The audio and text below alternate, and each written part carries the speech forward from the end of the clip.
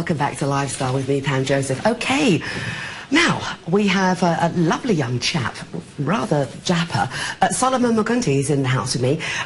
Solomon has just, well, about to launch an organisation set up to empower young people to positive living. It's all so great. We need more of this going on. So Solomon's going to tell us all about it. Solomon, how are you?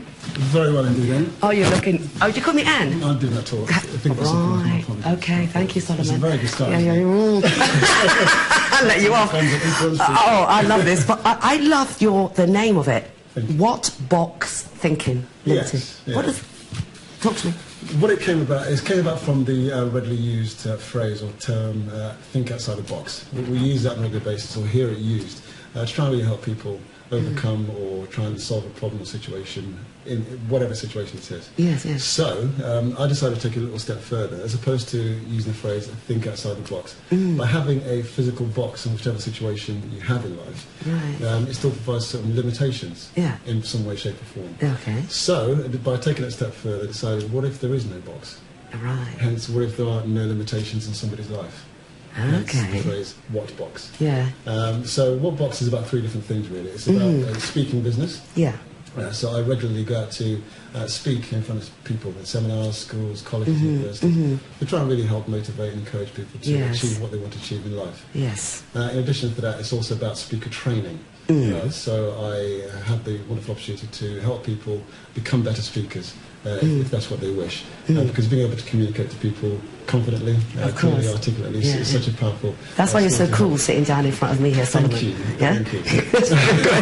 And then the final thing is also, in addition to coaching, it's to complement the coaching side of things, of actually producing a product to actually help people. Because what I've tended to find is that a lot of people, after listening to my presentations, they say, oh, wonderful, I'm really, really excited, thank you very much for what you said, but what next? Yes, what do I do now? Right, So hence why I've launched the What Box product as well. Yeah, yeah. So you have launched it. It was launched when?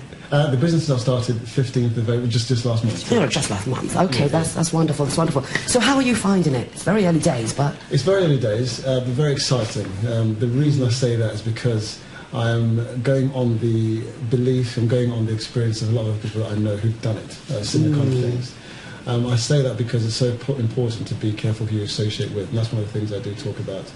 Let me start by going back to about 12 years ago. Please do. I first had the idea of becoming a motivational speaker when I saw a guy called Les Brown. I'm not sure if you've heard of him at all. Les Brown? Les Brown. He's an American motivational speaker. He has the ability to inspire, encourage, motivate crowds of people to go and achieve whatever it is they want to achieve in their personal life. So I recall about 12 years ago, sitting in an audience, about 1,000 of us or so, just watching this guy walking up and down the stage, doing this stuff, inspiring us to achieve what I want to achieve. So I sat there watching him thinking, wow, do you know, I'd love to do that. I really would love to do that. And then as the presentation went on, I started to believe, I know I can do that. I really had the belief that I could do it. So following the seminar, on my way home, started driving home, my inner voice kicked in. I started saying to myself, Solomon, what on earth makes you think you can do what you just saw there? What on earth makes you think you can achieve, you can earn more in 1 hour speaking in public than you've ever earned in 1 hour, or even in 1 month speaking, working in a job? You've never worked for a major corporation, blah, blah, blah. I just basically talked myself out of it. Right. And this is 12 years ago, so you must be thinking, what on earth have you been doing for the last 12 years? I've been basically just analysing and helping myself and just developing the way I need to personally develop to become the person I am right now, and also in the future as well. And that inner voice is so, so powerful. I realise that. We all have it. We all have it, no doubt the things you want to achieve in your life, and you've talked yourself out of it. Yeah, there you go. So hence why What Box is here, to really help people, youth, people who work in corporations, business people, all sorts, to basically help them focus really on what it is they want to achieve in their personal life. I was just going to say about the youth, because particularly the last 5 years or so, they've had bad press, and it's not all the youth are bad. There's only a segment of them, but they do need inspiration. They do need it, and somehow I think England, the UK, Black Britons, we somehow lack what the Americans have. They've got it all over the place, but we don't have that. So how important is it, when you go around to colleges and schools, for you to empower It's imperative. It's imperative. And it starts from the moment you meet somebody. First impressions are so critical. So this is one of the first things I do say to people when it comes to going for, say, a job interview or any kind of situation. I think it was in the first 4 to 8 seconds is the first impression that's made. Yeah. And then that impression normally sticks with somebody's mind. So say, take the example of a prospective employer. That impression will stick in that person's mind. Right on. And it's up to you to either confirm that impression or try and change it depending on what you made. So that's one of the critical things I certainly say to, especially youth. The other thing is just being mindful of the people you associate with. My mum would always say to me, birds of a feather. So did my mum. Well, the apple never falls too far from the tree. You don't. You rely on the losers, you become a loser. Unconsciously, you pick up their ways, you pick up their habits, you pick up, most importantly, their attitude about life. Right. And that's a critical thing about life. The attitude will determine, obviously, where you go, what you do.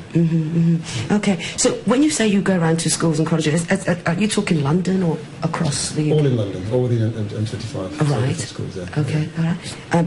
When you finish your speech or what have you, do you find that more of the boys rather than the girls come up and ask you more questions? Which are the boys coming up to you more, or is it the girls? It's 50-50. It's half, yeah, which is surprising. So it's encouraging. I'm surprised the boys are coming up as much as they are. But it's encouraging because it's really empowering. That's where I get my passion and my excitement. Just being able to give that back in that respect, and just people to say, wow, I liked what you said, and hopefully they can implement that in their life. Even if I'm speaking in front of, say, 100 people, 200 people, if I touch the life of 1, 2 or 3 people, I know that's going to ripple. Oh, yeah, so much so.